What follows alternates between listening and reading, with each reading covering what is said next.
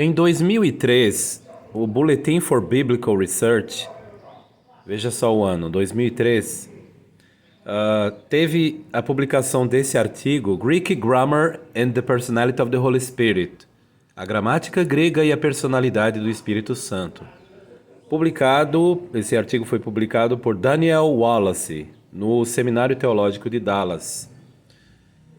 Como nós sabemos, ele teve um momento de lucidez e de palavras corretas de acordo com o método acadêmico, que é falar não o que você acha, mas o que você consegue provar.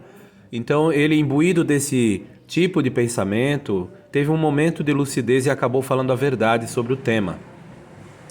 E o que foi que o erudito Daniel Wallace disse? Bom, ele é muito trinitário, nós sabemos, defende a ideia, a doutrina posterior da Trindade Católica, ele defende essa doutrina, mas olha o que ele diz no final de seu artigo, quando você vai aqui no finalzinho desse boletim, aí você encontra algumas declarações bem fortes mesmo, bem fortes, feitas aqui, olha. Ele fala assim, em suma, I have sought to demonstrate, tenho procurado demonstrar, eu vou colocar aqui em português para vocês verem as palavras já traduzidas, que estão no artigo da minha página, que é intitulado, você pode ver em português, é o Espírito Santo uma pessoa? Veja o que revela uma avaliação gramatical. Então, esse artigo... eu encontro aqui as palavras de vários eruditos, inclusive do Sr. Wallace. Aqui está, ó. Em suma, tenho procurado demonstrar... Olha, observem o que diz o respeitado erudito Daniel Wallace. Tenho procurado demonstrar neste trabalho... Aqui é a tradução desse texto que eu estava lendo agora. Tá bem? Ó. In suma, I have sought to demonstrate in this paper... Tenho procurado demonstrar nesse jornal ou trabalho that the grammatical basis for the Holy Spirit... Então ele fala que falta a base gramatical para a personalidade do Espírito Santo no Novo Testamento. Olha só essa frase. Daniel Wallace diz que não existe base gramatical para defender a tese de que o Espírito Santo é uma pessoa.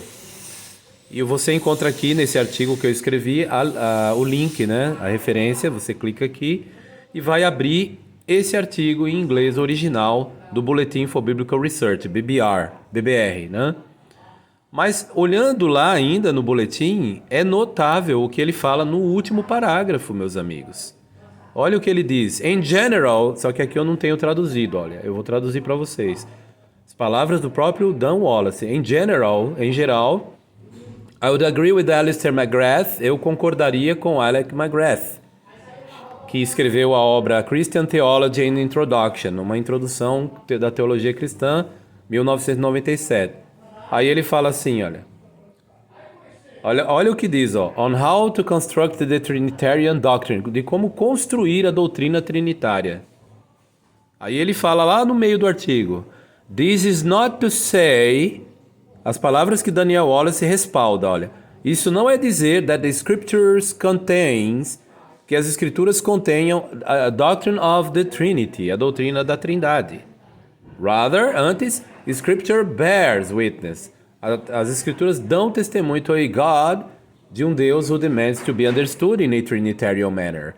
De um Deus que deve ser compreendido de uma maneira trinitária.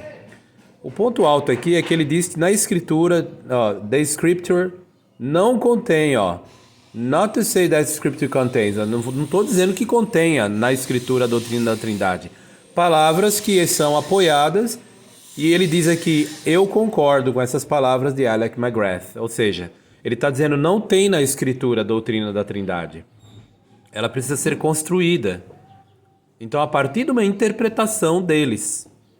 Então, eu estou mandando isso aqui, é um presentinho para vocês que dizem, né, que não, tem na Bíblia sim, na escritura tem Trindade. Isso é uma fantasia teológica posterior.